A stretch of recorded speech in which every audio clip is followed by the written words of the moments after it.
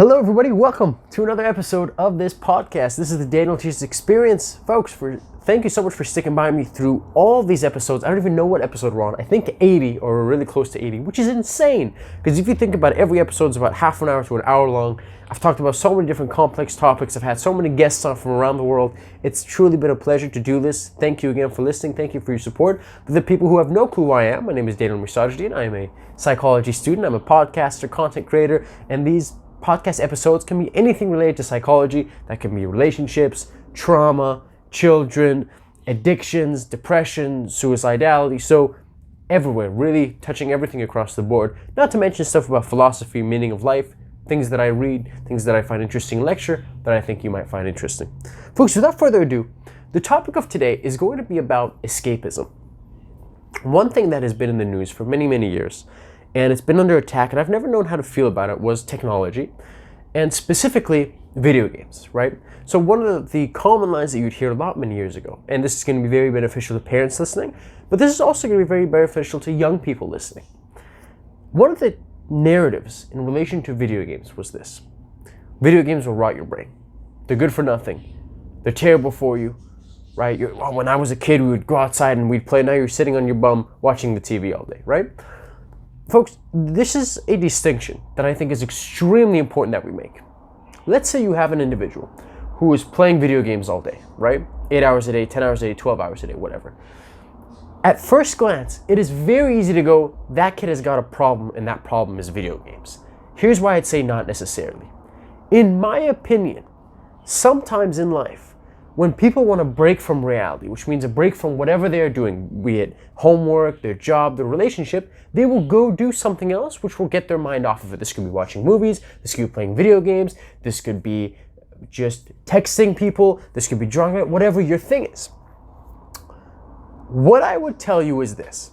Again, this isn't a blanket statement that we can throw across everybody, but sometimes if you have an individual who is doing an activity for a prolonged period of time, video games, drawing, just watching, binging Netflix, YouTube, sometimes it's just because they want to get away from what they've already been doing.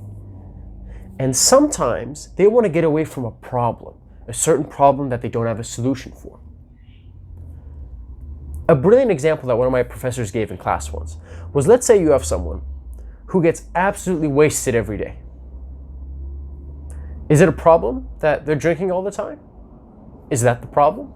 And the majority of the class said, yes, it's a problem that he's drinking all the time. But the professor said, no, I don't know if the drinking is the problem. We said, what do you mean? She goes, well, he could be drinking because he likes it. Or what many people do is they use drinking as an escape to get away from whatever they don't want to deal with. How do we know that alcohol is the problem versus alcohol is a symptom of the problem? He just went through a divorce.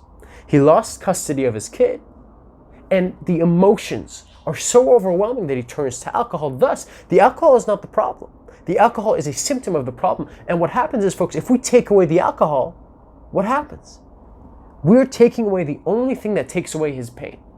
This is called a strength-based approach. So we look at him and we go, look, I understand that you're feeling pain, and I understand that you went and you tried to reach for the closest, most convenient thing to take away the pain. You're trying to solve your own problem, and that is great.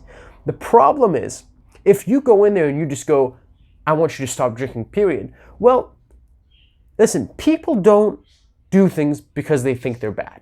No one says to themselves, I want lung cancer, so I'm going to start smoking cigarettes. Or I want to wreck my liver and kidney, so I'm going to start drinking alcohol. No. We always focus on the positives, and it's the positives that get us to do said things. I'm not saying that drinking alcohol every single day is a positive thing. But I'm saying that a person might think of it as a positive thing. Because what me and you view as poison, that individual looks at, this is the only thing that's going to get me through the day. And if I take that away without substituting anything else, then, well, folks, we've got a problem. Because I'm not targeting the root, I'm targeting the symptom. Going back to the gaming example, my worry is that there's a lot of parents who look at their kids who are gaming 8, 10, 12 hours a day. And my worry is that they're going to focus on the symptom and they're going to say, well, you're not allowed to game anymore. But they don't realize that gaming is not the problem. Gaming is a symptom of the problem. And what happens is when you take out gaming, well, guess what that young man or young woman's going to do? They're going to put in another thing. So instead, all that time spent gaming, they're going to spend all that time watching YouTube videos. They're going to spend all that time smoking or all that time drinking. So it's not video games per se. Again, this depends on the individual. You've got to know them. But sometimes it's this individual doesn't want to confront the reality that's in front of them. What do you do if you're not an attractive person? You're not good with your words. You've got nothing good going for you. You've got no goals. You've got no role models. Your life isn't going anywhere. But then you can turn on the video game with these amazing graphics and you can make this character, this God-made character who's big and has a six-pack and he's 6'4" and he's got this long blonde hair like Thor, and you can level him up and you can do missions and then you get rewarded for doing missions and you get, like, let's say XP or experience. I'm talking about more role-playing like games. And as your character gets better, he gets more armor and you get cooler missions and they get more difficult. And as it gets more difficult, you have to try harder and your brain starts releasing dopamine. You like that character. You identify with that character. That character is in the game, maybe what you wish you were here, right? He goes and he slays the beast and he gets with the princess or the queen. And maybe that's the person's ideal. So why are we so surprised that a person can live out their ideal fantasy through a video game? And it's like, well, why are you gaming 8 to 10 hours? Like, dude, if you compare the worlds, you know, over here you're slaying beasts and winning princesses' hearts and getting XP and upgrading armor and all that stuff. And over here, you're a student who doesn't know what they want to do, or you've never been in a relationship, or you're not very happy with yourself physically. Right? So when I paint this picture, you can kind of understand. Again, that doesn't mean that everyone who plays video games is escaping from something. But it's an important thing to take note of is, why do people do what they do? Right? And what is the interaction? So what I'm essentially doing is, I'm not looking at video games as a thing in and of itself. Right? I want to take a step back and look at it as a whole and go, well, you know, what leads you to play video games? What is the reason? You know, how much time do you spend playing video games? Folks, I challenge you to think, and this is not going to be a hard thing at all, what is one thing that you enjoy doing, that is fun, that is stress-free? When I was younger, video games was my go-to. You know, there was nothing cooler than after middle school, after high school, coming home, finishing a test, and just gaming for an hour or two, playing FIFA, you know, scoring some goals. And I remember for a while I was a little ashamed when I was younger. I was like, I'm a grown man. Grown men don't play video games. But it's like, not necessarily. Not what I should have really thought was, hey, listen, people have different things to address their stress, right? Some people lean towards gaming, some people lean towards drawing, dancing. You pick the activity, right? The part where this can become challenging is you take any activity, let's say gaming, 1 or 2 hours isn't going to do anything. But if you're gaming 10 hours a day, every day, and now it's impacting your relationships, it's impacting your schoolwork, it's impacting, you're going late to work because you have to get the final, you know, mission done, like, that's a problem. So one thing that I want people to get comfortable with is this idea of escapism, right? 2, indulging in anything for too long is bad. But again, if we have to pick between bad or worse, I would rather have my best friend be a hardcore gamer than a hardcore drinker, right? Or maybe I'd rather have him be I don't know, man, a hardcore Netflix watcher than a hardcore drug doer. So when we pick these certain activities and these certain things to kind of delve into get our mind away from our current life, it's important that these can be, fingers crossed, as healthy as possible, right? One of the things I was super lucky to discover at a young age was exercise. I started exercising when I was about 14 years old, like seriously on my own time. And it kind of helped me transition from, man, I've got nothing to do or I'm stressed out, I go towards exercise.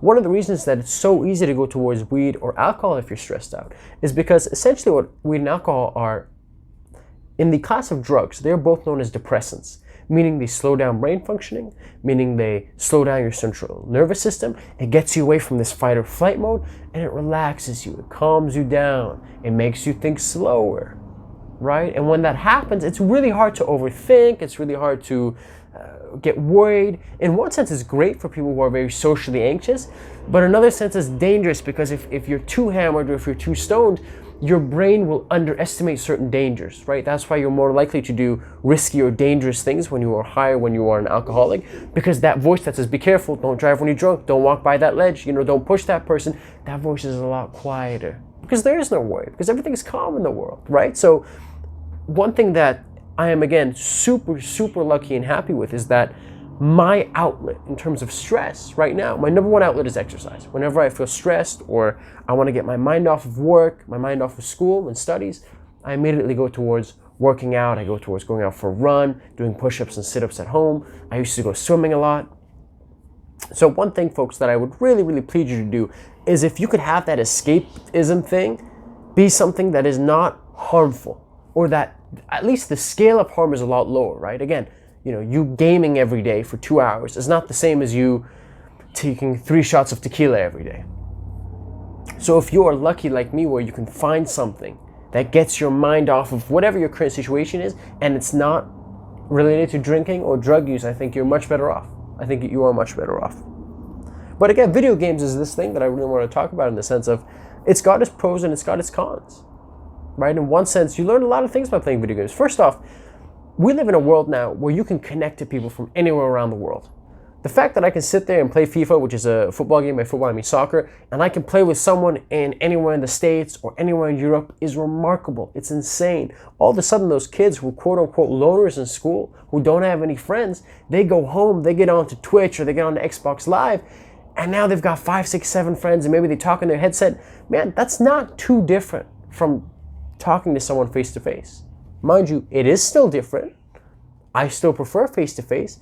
But if you're comparing talking to someone online, hearing their voice, interacting with people virtually, as opposed to nothing, no interactions at all, like the year is 1950, you come home and that's done, you can't play Xbox Live, I would much rather prefer this, right? You're giving the quiet kid an outlet. You're giving the shy kid an outlet. He might not feel comfortable putting up his hand in class and talking to strangers left and right.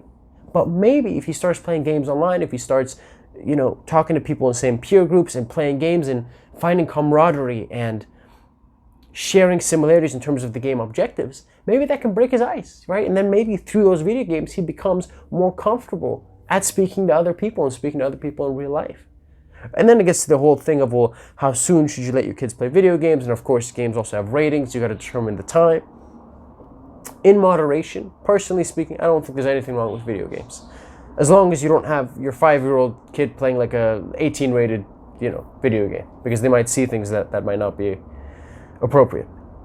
But to this idea of, man, video games will rot your brain, it's like, well, if I wanted to, I could pick anything in the world and I could twist it and make it look negative. Did you know water is actually not as healthy as you thought it was? Did you know if you drink 32 to 34 cups of water, you will start hallucinating? And if you drink over 60 cups of water, it's very likely that you'll die. Those are true. I didn't just make that up. Those are actually true, right? But just because 32 cups of water make you hallucinate and over 60 could lead to death, I'm not going to say you should stop drinking water, right? You can play video games for 10 hours a day, and yeah, man, it might throw you off your schedule, but that doesn't mean you can't play 1 a day, 1 hour a day, 45 minutes a day. Maybe you only play on weekends. So whatever that schedule is, but folks, we have to let's take a step back and let's look at the bigger picture, right? My buddy's drug addicted. He's a piece of garbage. He's a scumbag for doing it. I'm telling him he has to quit. Why is he drug addicted? Because he loves the pleasure. Well, okay. Well, what happens if we take that pleasure away? Will he feel neutral or will he feel worse than neutral? Well, the first answer is he'll feel worse because he has the withdrawals and his body and his brain will crave it. But the second thing is, what is his neutral, right? If his father just got cancer and it's brutal on him, his regular everyday state when he opens his eyes, when he takes his first breath in the morning is pretty terrible. So he makes the choice to engage in drugs in order to elevate his mood. This isn't an excuse for people who do drugs. This isn't an excuse for people who engage in those sorts of substances. All I want to do is just bring some more knowledge to you and really bring the self-awareness in terms of, man, there's a reason why people do what they do. The reason why I started studying psychology is, why do you do what you do? Right? The idea of, well, he's an idiot, that's why he's doing drugs. No, I don't believe that. I don't believe that. I have met individuals who are so intelligent, far more intelligent and capable of problem solving than I ever was in terms of the mathematics, the sciences, far more than me. But they also engaged in heavy drugs, And people would say, oh, he's just stupid. I go, but he's not. I've seen him in class. He's not stupid. He shows up, he does his work like everybody else, and he got one of the highest grades in almost every class that I was with him in. I go, that guy's not stupid. I go, that doesn't make any sense to me. They go, well, why would he engage in drugs? I'm saying, dude, I don't know. I don't know what's going on in this dude's household. I don't know what's going on at home. I don't know what you've been through. I don't know what you've seen. I don't know about your struggles, your accolades, your skills, your experiences. I've got no idea what you've been through, right? If you're someone who's gained 400 pounds, it wouldn't be a good thing to look at you and go, do you know why you've gained 400 pounds? Because you're lazy. It's like, maybe, yeah, maybe, or maybe they've gone through something. Maybe they were super fit and athletic, and all of a sudden, both their parents die in a car crash. You don't know. They get stressed. They freak out. They got to take a year off of school. That's fine. They start working out. They start eating a lot. They start getting stressed. Their brain starts releasing the hormone, the stress hormone, known as cortisol. And cortisol actually leads to greater fat buildup in the body, or fat storage. So that's why people also look bigger. Then they start to weigh more. Right? So my judgment of, oh, well, you must be lazy. It's like, I don't know. Maybe. I'm not saying it's a good thing being 400 pounds overweight, but what I'm saying is I don't know why you are the way you are. And I should be mindful of that. I should be considerate of that. So when we see people doing drugs or playing video games 10, 12 hours a day, or doing what appears to us to be harmful behavior, man, we got to step back and go, why? Right? What are you doing? First of all, what are you doing? Two, what are you getting out of it, folks? One thing that I really, really plead people to do is put yourself in their shoes, right? Why are they doing this? What are the pros of doing this? What are the cons of doing this? In their eyes, because they continue to engage in said behavior, they must believe that the pros of engaging in this behavior outweigh the cons. Because if they didn't, they wouldn't be doing it. The pros of engaging in drugs outweigh the cons. The withdrawals, the possible, overdosing. It is very easy to put someone in a box because we like to know the answers. So even if we don't know, we make up something on the spot and we go, he's playing video games because he's lazy. He's playing video games because he's got nothing going for him. All of a sudden, when you meet someone who's a Harvard psychiatrist and he's also a gamer, now that throws off your perception. You go, well, I thought all gamers were lazy. But you went to Harvard, and I guess not anyone gets into Harvard. Like, you have to be conscientious. You have to take your schooling seriously. Right? So let me play this argument out for you, right? I want to deliver an argument, and I just want you to listen to it. This is Philosophy 101. This is logic. All gamers are lazy. John is a gamer. Therefore, John is lazy, right? Again, all gamers are lazy. John is a gamer. Therefore, John is lazy. What I'm doing here essentially is I've got two premises and I've got a conclusion. The conclusion is John is lazy, and the premises back that up. Now, this is actually a valid argument. And here's why. Because I'm saying all people who are gamers are lazy. And if I am saying that John is a gamer, then he has to be lazy. He has to be lazy. That is a valid argument. Because if I deny the conclusion, and if I go, John is not lazy, it's like, well, in the first two premises, I literally said that all gamers are lazy and John is a gamer. Therefore, he is lazy. So that is a valid argument. But folks, a valid argument does not mean it is true. It is a valid argument, but it is not a sound argument. It would only be sound if that statement were true. The reason why this statement is not true is because you have someone like, oh man, I forgot his name, but there's a gentleman on YouTube. He's got a decent channel. He's about 300,000 subscribers. He was a graduate from Harvard University, a psychiatrist, meaning he went to medical school. He studied beside the medical doctors, beside the family doctors, and he's working. He has his own office. Alongside that, he makes YouTube videos and he games. He plays on Twitch and he plays with other streamers. Right? So now that whole perception of you going, wait a minute, he's a Harvard graduate, he's a psychiatrist, he's a doctor in the sense of he's actually gone to medical school, but he also games, and he's a grown man, he's like 40. Right? So now you go, Now, you got to concede one or two things. Either all gamers are not lazy, or that guy's just lazy. And then you go, well, how did he get into Harvard?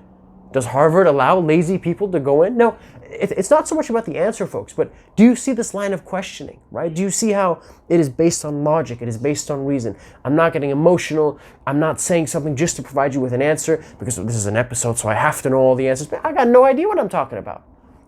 I'm literally saying words out loud as they're coming into my mind. Because if this guy's lazy, does that mean Lazy people graduate from Harvard? That's weird. I thought it was really hard to get into Harvard. I thought getting into medical school was hard. So just by questioning things, why do people do what they do?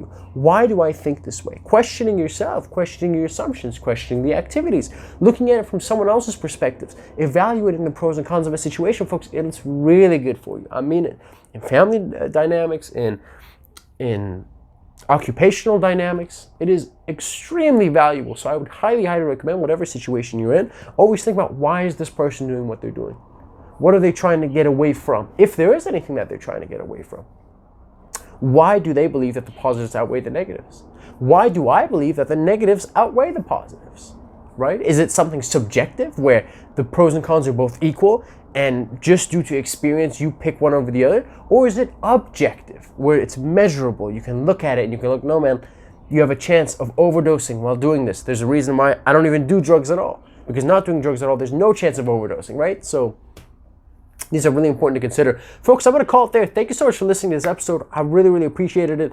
This one was, again, really on gaming, on thinking about life in different ways, thinking about why people do what they do, and being careful when identifying the root problem and making sure, is this the root or is this the symptom? So that's an interesting thing I want you to look out for. Folks, thank you so much for listening. Have an absolutely amazing day, and I will see you, or you'll hear me, next week. Take care, everybody. Bye-bye.